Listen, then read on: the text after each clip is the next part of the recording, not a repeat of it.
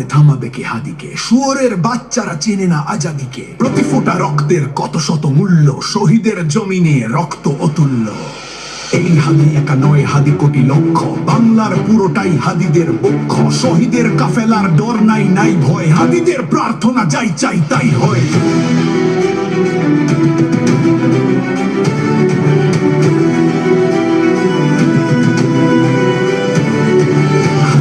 এই দেশ জমিনের রক্ত, যুগে যুগে হাদিদের কেন যে অযত্ন। হাদিরাই এটো বোমা আবাবিল পক্ষী, সহুসের মন ছিল সুশীতল লক্ষ্মী। বাবরার হত্যায় ভেবেছিলে শ্রেষ্ঠ, দেখেছ কি ফলাফল ছেড়ে নাই কেষ্ট। হাদিরাই জন্মায় ফাতেমার গর্ভে, হাদিরাই মরুভূমি ফুলে ফলে ভরবে।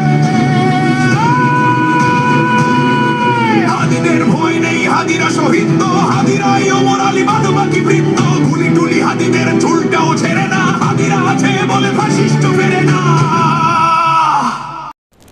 আমাদের আরো কিছু আকুতবায় সৈনিক আছে, হাসনাত আছে, সার্জিস আছে, আসিফ আছে, ব্যারিস্টার আরমান আছে, ব্যারিস্টার ফুয়াদ আছে, ব্যারিস্টার শাহরিয়ার আছে। এদের একজনের গায়ে যেন আঁচ না লাগে। আমি তোমাদেরকে বলবো, হাসনাত, সার্জিস, তোমরা আমাদের ছোট ভাই। তোমরা মনে করবা যে ড্যাম কেয়ার, নো, বাংলাদেশের জন্য তোমাদেরকে লাগবে, তোমরা ড্যাম কেয়ার হতে পারবা না। তোমরা নিজেদের সেফটির ব্যাপারটা চিন্তা করবা, কারণ বাংলাদেশকে তোমাদেরকে লাগবে। তোরা কি ভেবেছিস হাদি শেষ? নো। একটা হাদিকে গুলি করছস, 1 লক্ষ কোটি হাদি তৈরি হয়েছে। তোরা মনে করছিস ওসমান হাদি শেষ হয়ে গেছে? নো, ওসমান হাদি শেষ হয় নাই, ঘরে ঘরে লক্ষ কোটি হাদি তৈরি হয়েছে। গুলি লেগেছে হাদির আদর্শে, জুলাইয়ের মতাদর্শে। জুলাই শেষ হয় নাই, জুলাই সেদিন শেষ হবে যেদিন ভারতের আধিপত্যবাদ শেষ হবে আমাদের দেশের উপর থেকে, সেদিন জুলাই শেষ হবে। জুলাই শেষ হয়নি, জুলাই সেদিন পর্যন্ত শেষ হবে না। বাসায় বুড়া বাবা মা অবুঝ সন্তান রেখে আসছি, হাদি শিখিয়ে দিয়ে গেছে। হাদি শিখিয়ে দিয়ে গেছে যে আল্লাহর জিম্মায় সংসার বাচ্চা কাচ্চা ফেলে রেখে এসে রাজপথে কিভাবে বসে থাকতে হয়, রাজপথে কিভাবে ল্যাটকা মেরে বসে থাকতে হয়, হাদি শিখিয়ে দিয়ে গেছে। হাদি আমাদেরকে স্ট্র্যাটেজি শিখিয়ে দিয়ে গেছে যে তোমরা কিভাবে রাজপথ দখল করবা, কিভাবে রাজপথ না ছাড়তে হয়, হাদি আমাদেরকে শিখিয়ে দিয়ে গেছে। ৭১-এর ১৬ই ডিসেম্বর আমরা বিজয় দিবস পালন করি। আজকে মনে হচ্ছে আমাদের বিজয় আসে নাই। আমাদের বিজয় সেই দিন আসবে যেই দিন আরোরা আমাদের কাছে আত্মসমর্পণ করবে, যেদিন ইন্ডিয়া আত্মসমর্পণ করবে, সেদিন আমাদের বিজয় আসবে। ততদিন পর্যন্ত আমাদের বিজয়ের জন্য আমরা লড়ে যেতে থাকবো, আমাদের জুলাই চলতে থাকবে। সরকারের কাছে আবেদন, এই গ্রামে গঞ্জে শহরে সবখানে 15 থেকে 45 বিবেচনা ক্রমে 50 পর্যন্ত মানুষদেরকে সামরিক ট্রেনিং দিতে থাকো। কারণ যেই 100 আততায়ী ঢুকেছে বর্ডার দিয়ে, এই 100 আততায়ীকে আমাদেরকে মোকাবেলা করতে হবে। সেই আততায়ীদেরকে মোকাবেলা করার জন্য যে শকুন থাবা উঁচিয়ে রেখেছে চারিদিক থেকে ইন্ডিয়া, সেই ইন্ডিয়াকে আমাদেরকে মোকাবেলা করার জন্য আমাদেরকে ঘরে ঘরে মা বোন ছেলে মেয়ে নির্বিশেষে ট্রেনিং দিতে হবে, কারণ আমাদেরকে এদেরকে মোকাবেলা করতে হবে। আমি ক্ষুদিরাম দেখি নাই, আমি আজাদ দেখি নাই, আমি হাদিকে দেখেছি। হাদি ছিল একটি বিপ্লব, বিপ্লবী নেতা কাকে বলে আমরা হাদিকে দেখে শিখেছি। নাওয়া খাওয়া সংসার বাচ্চা কাচ্চা ভুলে কিভাবে রাজপথ দখল করে থাকতে হয়, কিভাবে বলিষ্ঠ কণ্ঠস্বর, একটা আকুত ভয় কণ্ঠস্বর কিভাবে হয়, হাদিকে দেখেছি। আমি বলতাম হাদি হচ্ছে এই যুগের সাকা চৌধুরী। কোন ভাষা মানে না, ল্যাঙ্গুয়েজ মানে না, যেভাবে খুশি সে ভাষণ দিত। এখন তোদের বলতেছি যারা মেরেছিস, এখন কি মেয়ে মানুষের মুখ থেকে তোদের গালি শুনতে হবে? নে খা, দিব এখন তোদেরকে গালি। হাদি শিখে দিয়ে গেছে গালি কিভাবে দিতে হয়। পলিশ স্পিচ দিয়ে বিপ্লব হয় না, তোদের গালি দিয়ে তোদেরকে বন্ধ করতে হবে। তোরা হাদির গালি সহ্য করতে পারিস তাই হাদিকে শেষ করে দিয়েছিস। এখন হাদির স্ট্র্যাটেজিতে আমাদের চলতে হবে, আমাদেরকে রাজপথ দখল করতে হবে। রাজপথ ছাড়ি নাই, জুলাই শেষ হয়নি, এটা বারবার বলছি। সরকারের কাছে আরো আবেদন, আমাদের আরো কিছু আকুতবায় সৈনিক আছে, হাসনাত আছে, সার্জিস আছে, আসিফ আছে, ব্যারিস্টার আরমান আছে, ব্যারিস্টার ফুয়াদ আছে, ব্যারিস্টার শাহরিয়ার আছে। এদের একজনের গায়ে যেন আঁচ না লাগে। আমি তোমাদেরকে বলবো, হাসনাত, সার্জিস, তোমরা আমাদের ছোট ভাই। তোমরা মনে করবা যে ড্যাম কেয়ার, নো, বাংলাদেশের জন্য তোমাদেরকে লাগবে, তোমরা ড্যাম কেয়ার হতে পারবা না। তোমরা নিজেদের সেফটির ব্যাপারটা চিন্তা করবা, কারণ বাংলাদেশকে তোমাদেরকে লাগবে। তোমরা নিজেদের ড্যাম কেয়ার ভাববা না। আল্লাহ হাদিকে নিয়ে গেছে, হাদি দেখিয়ে দিয়ে গেছে ড্যাম কেয়ার কাকে বলে। বাট প্লিজ বাংলাদেশের জন্য তোমরা ড্যাম কেয়ার থাকবা না। সরকারকে বলবো তোমরা এদের সেফটি সিকিউরিটি নিশ্চিত করবা। ওই মরে যাওয়ার পরে সারা পরিবারের আমি খেয়াল করব, বাচ্চার দখল করব, নো, এটা যেন আর না হয়। এটা আসসালামু আলাইকুম ওয়া রাহমাতুল্লাহি ওয়া বারাকাতুহু। ওসমান হাদি আমাদের মাঝে আর নেই। কার মৃত্যু আল্লাহ কিভাবে রেখে দিয়েছেন সেটা একমাত্র আল্লাহ রাব্বুল আলামিন জানেন। তবে হাদি বিভিন্ন সময়ে আমি দেখেছি ভিডিওতে বলেছেন তার মুখ বন্ধ করতে হলে তার মাথায় গুলি করতে হবে অথবা তাকে মেরে ফেলতে হবে। যেদিন মেরে ফেলবে সেই দিন তার মুখ বন্ধ হবে। আর সে এগুলোতে ভয় পায় না। সে বলছে সে এগুলোতে মোটেই ভয় পায় না এই জিনিসে।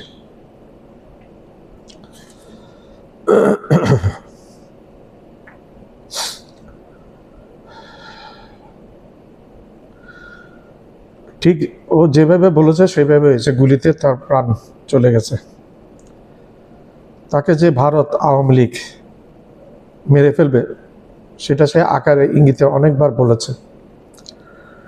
আদি এটাও বলেছে যে আমি মারা গেলে আমার ছেলেটাকে একটু দেখে রাখবেন আপনারা। দেখেন, কেউ কাউকে দেখে রাখতে পারে না। একটা জিনিস কি জানেন, আল্লাহ সবাইকে দেখে রাখেন। আল্লাহর হুকুম হলে আল্লাহ অবশ্যই দেখে রাখবেন, এটাতে কোনো চিন্তার কিছু নেই। আদি বলেছে আমাকে মেরে ফেলুক, কোনো আপত্তি নেই, কিন্তু খুনিদের যেন বিচার করা হয়। বিচার না হলে হাদিদের আর জন্ম হবে না এখানে। খুনিদের বিচার হলে লক্ষ লক্ষ হাদি বাংলাদেশে জন্ম হবে। ইনসার বলেছেন বিচার হবে, তবে সবাইকে আইনের আওতায় আনা হবে। এখন আমার একটা প্রশ্ন হলো, আইনের আওতায় কেমনে আনবেন? শেখ হাসিনা ভারতে চলে গেছে, ভারত ফেরত দিয়েছে আপনাকে? দেয়নি। কীভাবে আইনের আওতায় আপনি আনবেন? শেখ হাসিনার মৃত্যুদণ্ড হয়েছে, কসাই কামালের মৃত্যুদণ্ড হয়েছে, তাদেরকে ফেরত দিয়েছে? এখনও দেয়নি। এবং ভারত আরও নানা রকম উস্কে দিচ্ছে, সব কিছু পলিটিক্স করছে, এগুলো নিয়ে বাংলাদেশকে অস্থিতিশীল করছে। বর্তমানে বাংলাদেশে যে অস্থিতিশীলতার সৃষ্টি হয়েছে সেটার জন্য দায়ী আওয়ামী লীগ এবং ভারত।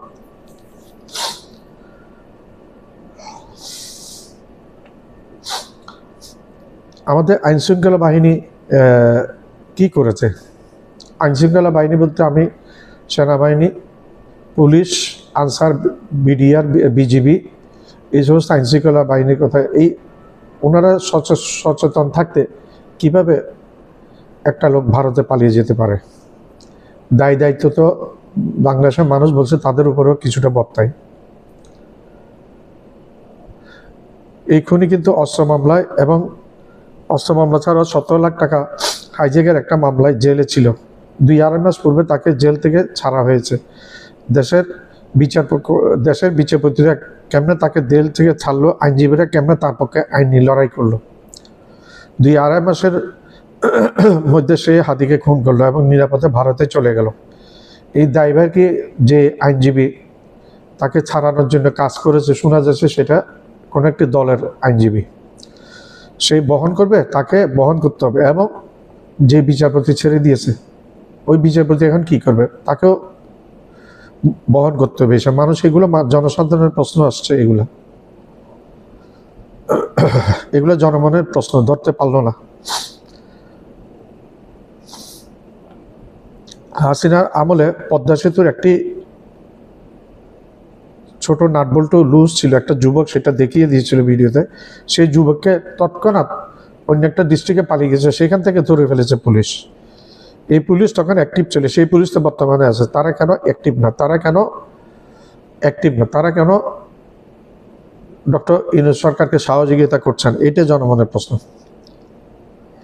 হাসিনা আমলের এই আইনশৃঙ্খলা বাহিনীগুলো, প্রত্যেক বাহিনীগুলো যার যার জায়গায় এখনো আছে, যার কারণে হাদিকে হত্যা করে নিরাপদে ভারতে পালিয়ে যেতে পারেছে। এই দায়িত্ব কে নিবে? সেনাবাহিনী নিবে, পুলিশ নিবে, বিজিবি নিবে, অন্যান্য আইনশৃঙ্খলা বাহিনী নিবে? নিতে তো হবে কাউকে না কাউকে। তাদের কাজটা কি তাইলে? এই খুনিকে কি ছাড়া হয়েছে হাদিকে মারার জন্য? জনগণ এখন প্রশ্ন রাখছে যে হাদিকে মারার জন্য অ্যাসাইলাম নিয়ে হাদিকে মারার জন্য একটা নিয়ে তাকে ছাড়া হয়েছে। কোন উকিল এবং কোন বিচারপতি জামিন করলো, আমাদের আইন উপদেষ্টা বা কী করলো, আসিফ নজরুল দেখেন ওনার এই দায়ভার ওনারও উপর পড়ে। উনি তো আইন উপদেষ্টা, ওনার তো এগুলো দেখতে হবে। ভারতের এক অবসরপ্রাপ্ত কর্নেল অজয় নামের হাসনাতকে গুলি করে মারবে বলেছে। হাসনাতকে মাথায় গুলি করতে মানা করেছে, গলায় গুলি করতে বলেছে। একটা রাষ্ট্রের ভিতরে আরেকটা রাষ্ট্রের একজন অবসরপ্রাপ্ত সামরিক বাহিনীর অফিসার কিভাবে হুমকি ধমকি দেয়, এগুলো আন্তর্জাতিক আইনের পুরোপুরি বরখেলাপ। আমার মনে হয় আন্তর্জাতিক আইনে একটা মামলা করা উচিত এই কর্নেলের বিরুদ্ধে। এই কর্নেলকে এই স্পর্ধা কে দিয়েছে? এই কর্নেলকে কেন ভারত সরকার গ্রেপ্তার করলো না?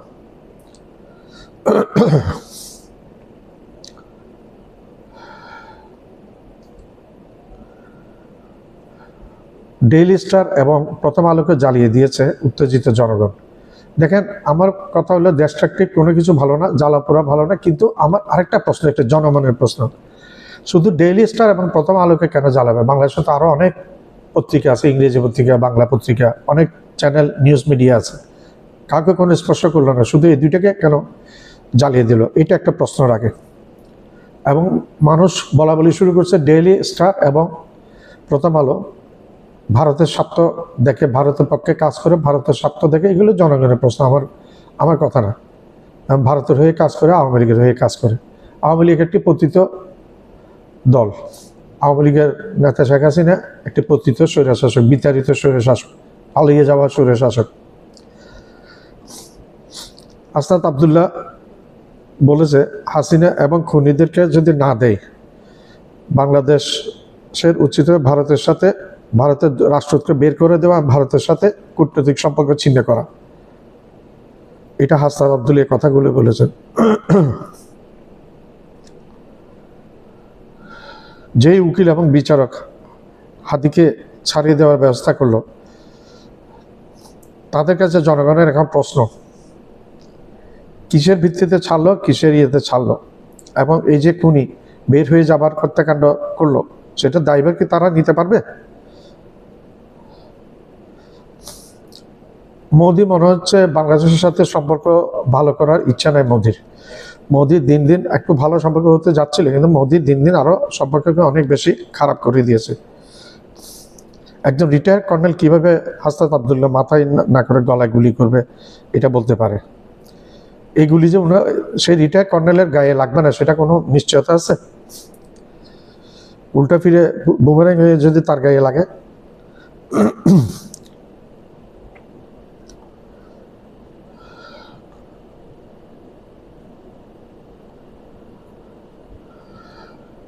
বাংলাদেশের প্রতিটি ঘরে এখন এই হাতি হত্যাকাণ্ডের ফলে প্রতিটি ঘরে যে অনেক হাতি সৃষ্টি হয়েছে, লক্ষ লক্ষ হাতি সৃষ্টি হয়েছে।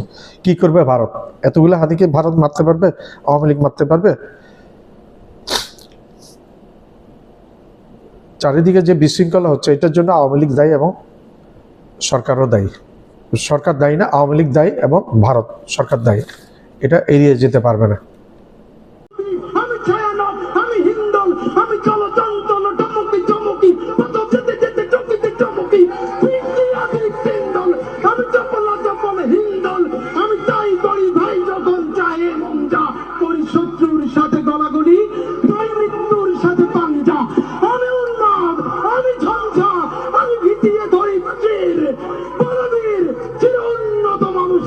ছাত্র আন্দোলন থেকে শুরু করে রাজপথের আপোষহীন নেতৃত্ব, তার এই সংক্ষিপ্ত কিন্তু প্রভাবশালী জীবনের গল্প এখন সবার মুখে মুখে। 1993 সালে ঝালকাঠি জেলার নলছিটি উপজেলায় জন্ম শরীফ ওসমান হাদির। বাবা ছিলেন স্থানীয় মাদ্রাসার শিক্ষক ও ইমাম। 6 ভাই বোনের মধ্যে হাদি সবার ছোট। পড়াশোনার হাতেখড়ি নলছিটির একটি মাদ্রাসায়। এরপর ঝালকাঠি NS কামিল মাদ্রাসা থেকে আলিম শেষ করে ঢাকা বিশ্ববিদ্যালয়ের রাষ্ট্রবিজ্ঞান বিভাগে ভর্তি হন। সেখান থেকেই স্নাতক ও স্নাতকোত্তর।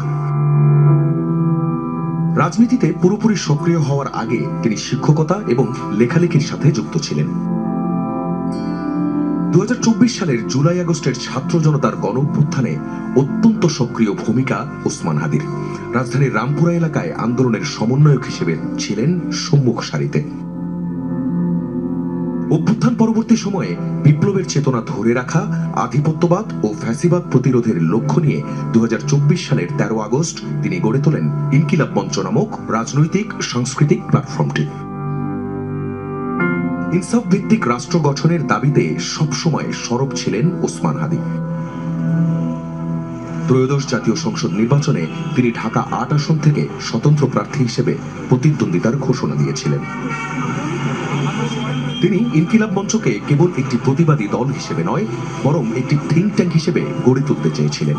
বিশ্বাস করতেন ফ্যাসিবাদের পতন ঘটলেই মুক্তি আসবে না, বরং প্রাতিষ্ঠানিক সংস্কার ও ইনসাফ কায়েম না হওয়া পর্যন্ত লড়াই চলবে। সরাসরি হত্যার ইঙ্গিত। ভারতীয় সাবেক সেনা কর্মকর্তার সামাজিক যোগাযোগ মাধ্যমে পোস্ট ঘিরে বাংলাদেশে উদ্বেগ ও তীব্র প্রতিক্রিয়া। ভারতের সাবেক সেনা কর্মকর্তা কর্নেল অবসরপ্রাপ্ত অজয় কে রায়নার একটি সামাজিক যোগাযোগ মাধ্যমের পোস্টকে কেন্দ্র করে বাংলাদেশে উদ্বেগ ও বিতর্ক তৈরি হয়েছে। এক্সে দেওয়া ওই পোস্টে তিনি দাবি করেন, ইনকিলাব মঞ্চের মুখপাত্র ওসমান হাদির পর পরবর্তী টার্গেট হতে পারেন হাসনাত আব্দুল্লাহ। পোস্টে ব্যবহৃত ভাষাকে সরাসরি হত্যার হুমকি হিসেবে আখ্যা দিচ্ছেন অনেকে। কর্নেল অবসরপ্রাপ্ত অজয় কে রায়না একজন নিরাপত্তা বিশ্লেষক এবং প্রায় 30টি বইয়ের লেখক হিসেবে পরিচিত। তবে তার পোস্টে কথায় গুলি করা উচিত এমন নির্দিষ্ট মন্তব্যযুক্ত হওয়ার পর বিতর্ক আরো গভীর হয়। পোস্টে বলা হয়, গুলি করতে হবে ঘাড়ে, মাথায় নয়। প্রথমে তাকে নিশ্চুপ করতে হবে। এই বক্তব্য সামাজিক যোগাযোগ মাধ্যমে দ্রুত ছড়িয়ে পড়ে এবং ব্যাপক প্রতিক্রিয়া সৃষ্টি করে। পোস্টটি প্রকাশের পর বাংলাদেশের বিভিন্ন প্রভাবশালী মিডিয়া হ্যান্ডলার ও বিশ্লেষকরা একে দেশের রাজনৈতিক ও আন্দোলন সংশ্লিষ্ট ব্যক্তিত্বদের বিরুদ্ধে সীমান্তের বাইরে থেকে দেওয়া প্রকাশ্য হত্যার হুমকি হিসেবে দেখছেন। কেউ কেউ ইনকিলাব মঞ্চের মুখপাত্র ওসমান হাদির উপর সাম্প্রতিক হামলার ঘটনার সঙ্গে এই মন্তব্যের সম্ভাব্য যোগসূত্র নিয়েও প্রশ্ন তুলছেন। তবে বিতর্কের পরও কর্নেল অবসরপ্রাপ্ত অজয় কে রায়না এ বিষয়ে আনুষ্ঠানিকভাবে কোনো ব্যাখ্যা দেননি। একটি গণমাধ্যমকে দেওয়া প্রতিক্রিয়ায় তিনি বিষয়টিকে গুরুত্বহীন হিসেবে তুলে ধরে বলেন, সামাজিক যোগাযোগ মাধ্যমের পোস্ট নিয়ে অতিরিক্ত সংবেদনশীল হওয়ার প্রয়োজন নেই। একই সঙ্গে তিনি মন্তব্য করেন, ভারতীয় নিরাপত্তা ইস্যুতে বাংলাদেশের উচিত বাড়াবাড়ি না করা, কারণ এতে পরিস্থিতি আরো উত্তপ্ত হতে পারে। এদিকে ইনকিলাব মঞ্চ স্পষ্ট করে জানিয়েছে, ওসমান হাদির মৃত্যু সংক্রান্ত খবর সম্পূর্ণ গুজব। সংগঠনটির পক্ষ থেকে দেওয়া বিবৃতিতে বলা হয়, ওসমান হাদি ভাইয়ের অবস্থা সংকটাপন্ন হলেও তার মৃত্যুর খবর সত্য নয়। পরিবারের পক্ষ থেকে দেশবাসীর কাছে দোয়া চাওয়া হয়েছে বলেও জানানো হয়। বিবৃতিতে আরো বলা হয়, হাদির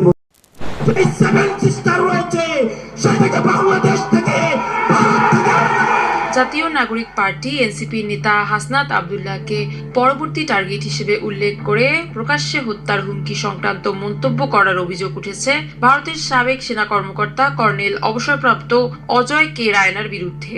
সামাজিক যোগাযোগ মাধ্যম এক্সে দেয়া এক পোস্টকে ঘিরে বাংলাদেশে ব্যাপক প্রতিক্রিয়া ও সমালোচনা সৃষ্টি হয়েছে। এমনকি কোথায় গুলি করা দরকার তা উল্লেখ করে অজয় লিখেছেন, গুলি করতে হবে ঘাড়ে, মাথায় নয়। প্রথমে তাকে নিশ্চুপ করাতে হবে এবং ছোট্ট ছোট্ট ভুলগুলো শুধরে নেওয়া হবে। এমন মন্তব্যকে অনেকেই সরাসরি মৃত্যু হুমকি হিসেবে দেখছেন। অন্যদিকে এর আগে হাসনাতকে দেখে নেয়ার এবং বাংলাদেশকে শিক্ষা দেওয়ার হুমকি দেন ভারতের আসাম রাজ্যের মুখ্যমন্ত্রী হিমন্ত বিশ্ব শর্মা। তিনি বলেন, বাংলাদেশে গত 1 বছরে এই চর্চা বারবার হচ্ছে যে নর্থ ইস্টকে ভারত থেকে বিচ্ছিন্ন করে বাংলাদেশে যুক্ত করা উচিত। এটা বারবার আসছে, কিন্তু আপনারা জানেন ভারত একটি বড় দেশ, পরমাণু শক্তিধর রাষ্ট্র এবং বিশ্বের 4র্থ বৃহত্তম অর্থনীতি। ভারতের সঙ্গে বাংলাদেশ কিভাবে এটা করবে? এটা তো ভাবাও ভুল। মূলত এবার ভারত বিরোধী প্রচার প্রচারণার নতুন গতি পেয়েছে ঢাকায় সম্প্রতি হত্যা চেষ্টার শিকার ইনকিলাব মঞ্চের মুখপাত্র শরীফ ওসমান হাদির ওপর সন্দেহভাজন হামলাকারী ভারতে পালিয়েছেন এমন খবর সামাজিক মাধ্যমে চাউর হওয়ার পর। হাদি গত 12ই ডিসেম্বর ঢাকার বিজয়নগরে নির্বাচনী প্রচার চালানোর সময় হামলাকারীরা একটি মোটরসাইকেলে এসে তাকে গুলি করে পালিয়ে যায়। ঘটনার জন্য সন্দেহভাজন ব্যক্তি ভারতে পালিয়েছে এমন একটি খবর সামাজিক মাধ্যমে প্রচার শুরুর পর ভারত ইস্যু নতুন করে আলোচনায় আসে এবং তারই ধারাবাহিকতায় সোমবার শহীদ মিনারে ইনকিলাব মঞ্চের উদ্যোগে সর্বদলীয় প্রতিবাদ সভায় অনেকের কণ্ঠে ভারত ইস্যুটি উঠে আসে। সোমবার ইনকিলাব মঞ্চের আয়োজিত সভায় হাসনাত আব্দুল্লাহ তার বক্তৃতায় এক পর্যায়ে বলেছেন, ভারতকে স্পষ্ট ভাষায় বলতে চাই, যারা আমার দেশের সার্বভৌমত্বকে বিশ্বাস করে না, যারা আমার দেশের সম্ভাবনাকে বিশ্বাস করে না, যারা ভোটাধিকারকে, মানবাধিকারকে বিশ্বাস করে না, যারা এদেশের সন্তানকে বিশ্বাস করে না, আপনারা যেহেতু তাদের আশ্রয় প্রশ্রয় দিচ্ছেন, কথা স্পষ্ট করে বলে দিতে চাই, ভারতের যারা সেপারেটিস্ট আছে, বাংলাদেশে আমরা তাদের আশ্রয় প্রশ্রয় দিয়ে যে 7 সিস্টার্স আছে সেটাকে ভারত থেকে আলাদা করে দেব। হাসনাতের বক্তব্যের পর বুধবার ঢাকায় জুলাই ঐক্য নামের একটি ব্যানারে ভারতীয় হাই কমিশন ঘেরাওয়ের কর্মসূচির প্রেক্ষাপটে দিল্লিতে বাংলাদেশের হাই কমিশনারকে ডেকে পাঠায় দেশটির পররাষ্ট্র মন্ত্রণালয়। এর আগে গত রোববার ঢাকায় ভারতীয় হাই কমিশনার প্রণয় ভার্মাকে বাংলাদেশের পররাষ্ট্র মন্ত্রণালয় তলব করেছিল। বুধবার বিকেলে ঢাকায় পররাষ্ট্র মন্ত্রণালয়ের ব্রিফিংয়ে পররাষ্ট্র উপদেষ্টা তৌহিদ হোসেন বলেন, কোনো বিচ্ছিন্নতাবাদীদের আমাদের ভূমিতে আশ্রয় দেব, এই সরকার অবশ্যই সেটা করবে না, এবং আমি অনুমান করি যে বাংলাদেশের কোনো সরকারই তা করবে না। এটা একজন অ্যাক্টিভিস্ট রাজনীতিক বলতে পারেন, তবে সরকারের অবস্থান অবশ্যই সেটা নয়। একই সাথে ভারতকে শেখ হাসিনার পৃষ্ঠপোষক উল্লেখ করে তিনি বলেন, দিনের আলোর মতো স্পষ্ট, স্বচ্ছ, তাদেরকে ভারত অর্থ দিয়ে, অস্ত্র দিয়ে, ট্রেনিং দিয়ে বাংলাদেশের বিরুদ্ধে তাদের দাঁড় করিয়ে দিচ্ছে। Multimedia desk. কমিশনারকে এই খুনি হাসিনাকে আশ্রয় দেওয়ার জন্য শুধু ধমক না লাথি দিয়ে দেশ থেকে বের করে দেওয়া উচিত ছিল। হাসনাত আব্দুল্লাহ যেন ভারতকে নিয়ে একের পর এক বোমা ফাটাচ্ছেন। প্রথমে 7 সিস্টার্স বিচ্ছিন্ন করে দেওয়ার কথা বলেছিলেন, এবার তিনি ভারতীয় দূতাবাস বন্ধ ও হাই কমিশনারকে লাথি মেরে বের করে দেওয়া উচিত ছিল বলে মন্তব্য করেছেন। আর এতেই নড়ে চড়ে বসেছে ভারতীয় সরকার ও হিন্দুত্ববাদী নেতারা। হাসনাতকে সরাসরি মাথায় গুলি করে মেরে ফেলার হুমকি দিয়েছে ভারতের সাবেক এক সেনা কর্মকর্তা। পাশাপাশি ভারত থেকে পরমাণু হামলা চালানোর হুমকিও আসছে বাংলাদেশে। ভারতের মূল ভূখণ্ড থেকে 7 সিস্টার্স তথা ভারতের উত্তর পূর্বাঞ্চলীয় 7 রাজ্য ও সিকিমকে বিচ্ছিন্ন করে দেওয়ার সাম্প্রতিক হুমকি ঘিরে কড়া প্রতিক্রিয়া জানিয়েছেন আসামের মুখ্যমন্ত্রী হিমন্ত বিশ্ব শর্মা। তিনি বলেছেন, এ ধরনের হুমকি ভারত সহ্য করবে না। भारत को बांग्लादेश कैसे ये कर पाएगा, ये तो सोचना भी गलत है। বাংলাদেশের নেতারা যদি ভারতের মূল ভূখণ্ড থেকে উত্তর পূর্বাঞ্চল বিচ্ছিন্ন করার হুমকি দিতে থাকেন, তাহলে দিল্লি আর বেশি দিন চুপ থাকবে না। তবে হাসনাত আব্দুল্লাহ থেমে যাননি। জাতীয় নাগরিক পার্টির দক্ষিণাঞ্চলের এ মুখ্য সংগঠক বলেছেন, 30,000 আওয়ামী লীগ নেতাকর্মীকে পাসপোর্ট এবং ভিসা ছাড়াই ভারত আশ্রয় দিয়েছে। বাংলাদেশের সন্ত্রাসীদের তারা আশ্রয় এবং ট্রেনিং দিচ্ছে। সেখানে বসে আওয়ামী লীগের সন্ত্রাসীরা দেশ বিরোধী ষড়যন্ত্র করছে। খুনি হাসিনাকে আশ্রয় প্রশ্রয় দেওয়ার কারণে ভারতের হাই কমিশনারকে বাংলাদেশ থেকে বের করে দেওয়া দরকার ছিল। তিনি বলেন, যারা আমার দেশের ফ্যাসিস্ট এবং সন্ত্রাসীদের আশ্রয় দিচ্ছে তাদের সঙ্গে সম্পর্ক রাখার ঠেকা আমাদের নেই। হাসনাত আরও বলেন, ভারতের সঙ্গে সম্পর্ক হবে ন্যায্যতার ভিত্তিতে। ভারতের উদ্দেশ্যে তিনি জানান, আপনারাও আমাদের সন্ত্রাসীদের আশ্রয় দেবেন না, আমরাও আপনাদের কোনো অপরাধীকে এ দেশে আশ্রয় দিব না। আপনারা যদি আমাদের সার্বভৌমত্বকে সম্মান করেন, আমরাও আপনাদের সার্বভৌমত্বকে সম্মান করব। আপনারা যদি আমাদের সীমান্তে দেখা মাত্রই গুলি করেন, তাহলে আমরা তো আপনাদের সালাম দেওয়ার নীতিতে থাকব না। আপনারা যদি আমাদের গুলি করেন, তাহলে আমরা যদি গুলি নাও করতে পারি, তাহলে ঢিল মেরে হলেও এর প্রতিবাদ করব। তিনি বলেন, টেলিভিশন সিনেমার মাধ্যমে আমাদের দেশে ভারতীয় কালচার ঢুকানো হয়েছে। আমাদের আত্মনির্ভরশীল হতে হবে। লড়াই এই তরুণ প্রজন্মকেই করতে হবে। আমাদের আগের প্রজন্ম লড়াই করবে না, তারা গোপনে যোগাযোগ রাখে, ওপেনে রাখে না। ভারতের উত্তর পূর্বাঞ্চল, যাকে সাধারণভাবে 7 সিস্টার্স বলা হয়, সাম্প্রতিক সময়ে আবারও দক্ষিণ এশিয়ার ভূ রাজনীতির আলোচনার কেন্দ্রে উঠে এসেছে। হাসনাত আব্দুল্লাহ 7 সিস্টার্সকে আলাদা করে দেওয়ার প্রসঙ্গ তুলে যে হুঁশিয়ারি উচ্চারণ করেছেন, তার পরপরই ভারতের প্রশাসন ও রাজনৈতিক মহলে তীব্র প্রতিক্রিয়া দেখা যায়। এর আগেও বাংলাদেশের প্রধান উপদেষ্টা ডক্টর মোহাম্মদ ইউনুস 7 সিস্টার্সের ভূ রাজনৈতিক গুরুত্ব নিয়ে মন্তব্য করেছিলেন। প্রশ্ন হলো, বাংলাদেশ 7 সিস্টার্স নিয়ে কথা বললেই ভারত কেন এতটা শঙ্কিত হয়ে পড়ে? এই অঞ্চলের কোন কোন দিক ভারতের জন্য সবচেয়ে সংবেদনশীল, আর ভৌগোলিক বাস্তবতা কিভাবে গোটা ভারত রাষ্ট্রের নিরাপত্তা ও অর্থনীতিকে প্রভাবিত করে? এসব প্রশ্নের উত্তর খুঁজলেই ভারতের উদ্বেগের গভীরতা স্পষ্ট হয়। 7 সিস্টার্স বলতে ভারতের 7টি রাজ্য, আসাম, অরুণাচল প্রদেশ, নাগাল্যান্ড, মেঘালয়, মণিপুর, মিজোরাম ও ত্রিপুরাকে বোঝায়, যেগুলো ভৌগোলিকভাবে ভারতের মূল ভূখণ্ড থেকে প্রায় বিচ্ছিন্ন অবস্থায় রয়েছে। এই অঞ্চলটি মূল ভারতের সঙ্গে যুক্ত আছে মাত্র একটি সরু করিডোর দিয়ে, যা চিকেন স্নেক বা শিলিগুড়ি করিডোর নামে পরিচিত। পশ্চিমবঙ্গের এই সংকীর্ণ ভূখণ্ডটি কোনো কোনো জায়গায় মাত্র 25 কিলোমিটার প্রশস্ত। ভারতের কাছে এই করিডোরটি কেবল একটি ভৌগোলিক সংযোগ নয়, এটি রাষ্ট্রীয় অস্তিত্বের এক প্রকার লাইফলাইন।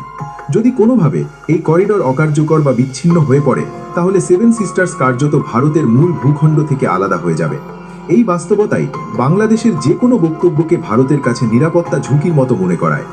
ভৌগোলিক দিক থেকে সেভেন সিস্টার্স চারপাশে বিদেশি রাষ্ট্র দিয়ে প্রায় ঘেরা। উত্তরে ও পূর্বে চীন, তিব্বত অঞ্চল, পূর্বে মিয়ানমার, দক্ষিণে বাংলাদেশ ও পশ্চিমে আবার বাংলাদেশ ও ভুটান। অর্থাৎ এই 7 রাজ্যের সঙ্গে ভারতের অভ্যন্তরীণ সংযোগ খুব সীমিত, কিন্তু প্রতিবেশী দেশগুলোর সঙ্গে সীমান্ত দীর্ঘ ও জটিল। বাংলাদেশ এখানে বিশেষভাবে গুরুত্বপূর্ণ, কারণ সেভেন সিস্টার্সের দক্ষিণ ও দক্ষিণ পশ্চিম সীমান্তের বড় অংশই বাংলাদেশের সঙ্গে। ভারতের দৃষ্টিতে বাংলাদেশ যদি কূটনৈতিক বা রাজনৈতিকভাবে ভিন্ন অবস্থান নেয় কিংবা সেভেন সিস্টার্স নিয়ে আন্তর্জাতিক আলোচনায় সক্রিয় হয়, তাহলে তা ভারতের জন্য আঞ্চলিক নিয়ন্ত্রণের জন্য অস্বস্তিকর পরিস্থিতি তৈরি করতে পারে। সামরিক বিচ্ছিন্নতার আশঙ্কায় সীমাবদ্ধ নয়, এর সঙ্গে জড়িয়ে আছে দীর্ঘদিনের বিচ্ছিন্নতাবাদী আন্দোলনের ইতিহাস। সেভেন সিস্টার্স অঞ্চলে কয়েক দশক ধরে নানা জাতিগোষ্ঠী ও রাজনৈতিক সংগঠন স্বায়ত্ত শাসন বা স্বাধীনতার দাবি তুলে এসেছে। নাগা, মিজো, মণিপুরী কিংবা আসামি পরিচয়ের রাজনীতি বারবার ভারতের কেন্দ্রীয় শাসনের বিরুদ্ধে প্রতিরোধ গড়ে তুলেছে। অনেক আন্দোলন দমন করা হলেও পুরোপুরি নির্মূল হয়নি। ভারতের নিরাপত্তা বিশ্লেষকদের ধারণা, এই অঞ্চলে যদি বাইরের কোনো শক্তি রাজনৈতিক বা নৈতিক সমর্থনের ইঙ্গিত দেয়, তাহলে পুরনো বিচ্ছিন্নতাবাদী চেতনা নতুন করে উস্কে উঠতে পারে। বাংলাদেশের কোনো রাজনৈতিক নেতা যখন সেভেন সিস্টার্স আলাদা হওয়ার সম্ভাবনা বা প্রসঙ্গ তোলেন, তখন দিল্লি সেটিকে সরাসরি বিচ্ছিন্নতা উস্কে দেওয়ার ঝুঁকি হিসেবে দেখে। অর্থনৈতিক দিক থেকেও সেভেন সিস্টার্স ভারতের জন্য অত্যন্ত গুরুত্বপূর্ণ। এই অঞ্চলটি প্রাকৃতিক সম্পদে সমৃদ্ধ। প্রাকৃতিক গ্যাস, তেল, বনজ সম্পদ, জলবিদ্যুৎ ও কৃষিজ সম্ভাবনা এখানে বিপুল। বিশেষ করে আসাম ভারতের জ্বালানি নিরাপত্তার ক্ষেত্রে ঐতিহাসিকভাবে গুরুত্বপূর্ণ ভূমিকা রেখে এসেছে। পাশাপাশি উত্তর পূর্বাঞ্চলকে ভারত অ্যাক্ট ইস্ট পলিসির প্রবেশদ্বার হিসেবে বিবেচনা করে। দক্ষিণ পূর্ব এশিয়ার দেশগুলোর সঙ্গে বাণিজ্যিক ও সামরিক সংযোগ স্থাপনে এই অঞ্চলকে কেন্দ্রীয় হাব বানানোর পরিকল্পনা রয়েছে দিল্লির। যদি এই অঞ্চল রাজনৈতিকভাবে অস্থির হয়ে ওঠে বা বিচ্ছিন্নতার প্রশ্ন সামনে আসে, তাহলে ভারতের দীর্ঘমেয়াদী অর্থনৈতিক চৌরস বড় ধাক্কা খাবে। সেভেন সিস্টার্স নিয়ে ভারতের উদ্বেগের আরেকটি বড় জায়গা হল চীনের ভূমিকা। চীন দীর্ঘদিন ধরেই অরুণাচল প্রদেশকে নিজের ভূখণ্ড দাবি করে আসছে, যাকে তারা দক্ষিণ তিব্বত বলে অভিহিত করে। সীমান্তে প্রায়শই উত্তেজনা সৃষ্টি হয়, সামরিক মুখোমুখি অবস্থান তৈরি হয়। ভারতের আশঙ্কা, যদি উত্তর পূর্বাঞ্চলে রাজনৈতিক দুর্বলতা দেখা দেয়, তাহলে চীন সেই সুযোগকে কাজে লাগাতে পারে, সরাসরি বা পরোক্ষভাবে। এই প্রেক্ষাপটে বাংলাদেশ সহ অন্যান্য প্রতিবেশী দেশগুলোর বক্তব্য ও অবস্থান ভারতের কাছে অত্যন্ত সংবেদনশীল হয়ে ওঠে। বাংলাদেশের ভূমিকাও এখানে স্ট্র্যাটেজিকভাবে গুরুত্বপূর্ণ। ভৌগোলিক বাস্তবতায় বাংলাদেশ চাইলে সেভেন সিস্টার্সের সঙ্গে ভারতের যোগাযোগ সহজও করতে পারে, আবার জটিলও করতে পারে। অবশ্যই কূটনৈতিক ও রাজনৈতিক প্রেক্ষাপটের উপর নির্ভর করে। অতীতে ভারত ট্রানজিট, ট্রান্সশিপমেন্ট ও অবকাঠামো সংযোগের ক্ষেত্রে বাংলাদেশের সহযোগিতা পেয়েছে, যা উত্তর পূর্বাঞ্চলের অর্থনীতির জন্য বড় সুবিধা এনেছে। কিন্তু একই সঙ্গে ভারত জানে, বাংলাদেশ যদি কোনো সময় রাজনৈতিক পরিস্থিতিতে ভিন্ন অবস্থান নেয় বা আন্তর্জাতিক ফোরামে সেভেন সিস্টার্সের স্বায়ত্ত শাসন ও মানবাধিকার প্রশ্ন তোলে, তাহলে তা ভারতের জন্য বিব্রতকর পরিস্থিতি তৈরি করতে পারে। এই সম্ভাবনাই ভারতের ভয়ের একটা বড় কারণ।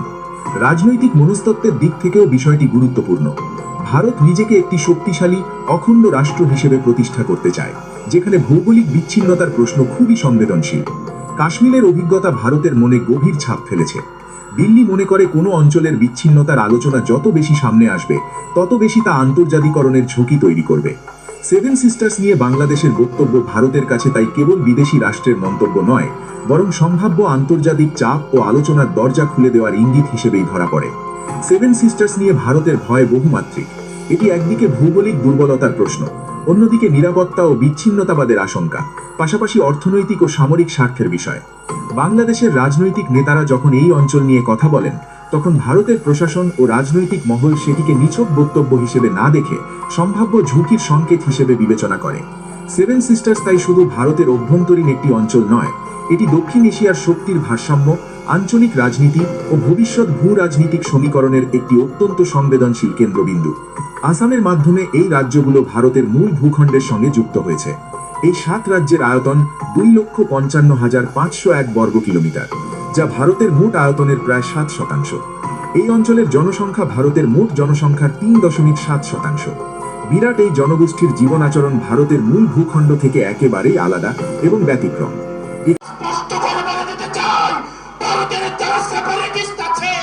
বাংলাদেশে আমরা তাদেরকে আশ্রয় প্রশ্রয় দিয়ে যে সেভেন সিস্টার রয়েছে।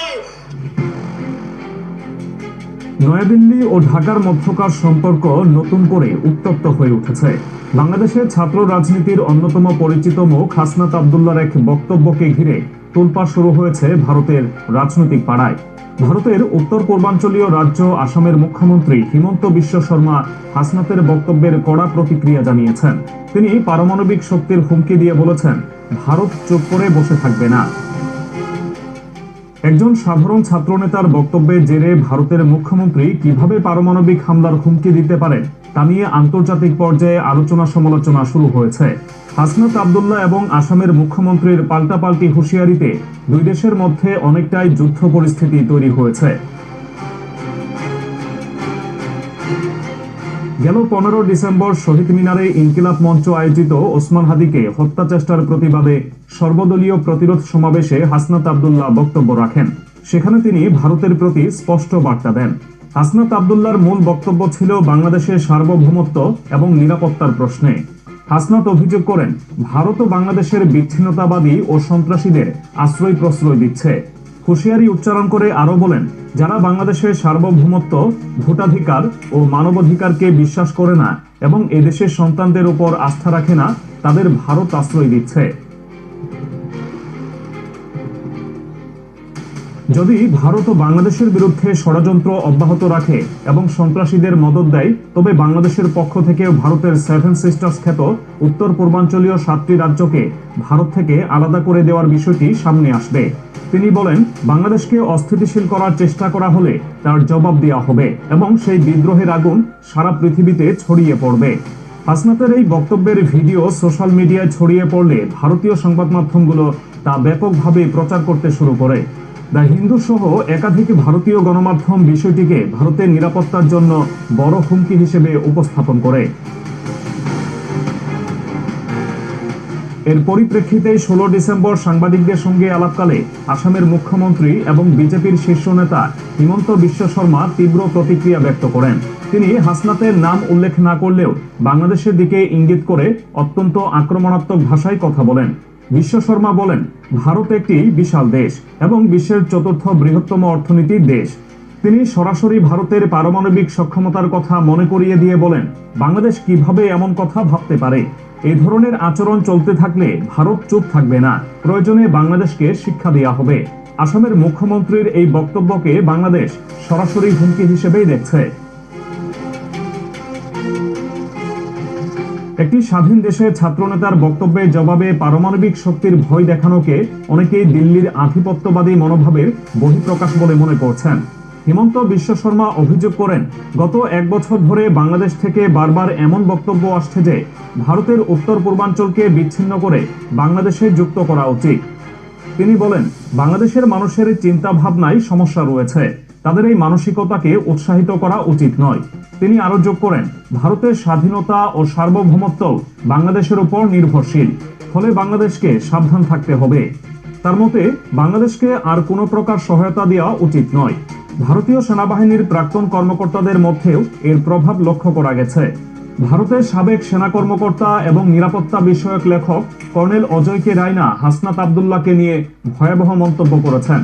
সামাজিক যোগাযোগ মাধ্যম এক্সে তিনি হাসনাত আব্দুল্লাহর প্রাণনাশের হুমকি দিয়ে একটি পোস্ট করেন। কর্নেল রায়না লিখেছেন, হাসনাতের পরবর্তী টার্গেট হওয়া উচিত মৃত্যু। তিনি অত্যন্ত জঘন্য ভাষায় উল্লেখ করেছেন যে গুলি করতে হবে ঘাড়ে, মাথায় নয়, প্রথমে তাকে নিশ্চুপ করাতে হবে। সাবেক উচ্চপদস্থ ভারতীয় সেনা কর্মকর্তার এমন মন্তব্য হাসনাত আব্দুল্লাহর নিরাপত্তা নিয়ে প্রশ্ন তুলেছে। হিমন্ত বিশ্ব শর্মা এর আগেও বাংলাদেশের ভৌগোলিক অখণ্ডতা নিয়ে উস্কানিমূলক মন্তব্য করেছিলেন। গত মে মাসে তিনি বলেছিলেন, বাংলাদেশ যদি ভারতের শিলিগুড়ি করিডোরে নজর দেয়, তবে ভারতও বাংলাদেশের 2 চিকেন স্নেকে হামলা করবে। তিনি উল্লেখ করেছিলেন যে রংপুর এবং চট্টগ্রাম বন্দর ভারত থেকে খুব বেশি দূরে নয়। ভারতের এই বিজেপি নেতা ধারাবাহিকভাবেই বাংলাদেশের বিরুদ্ধে সামরিক ও ভৌগোলিক আগ্রাসনের ইঙ্গিত দিয়ে আসছেন। এবার হাসনাতের বক্তব্যের অজুহাতে তিনি পুনরায় সেই পুরনো হুমকিকেই নতুন মোড়কে সামনে নিয়ে এসেছেন।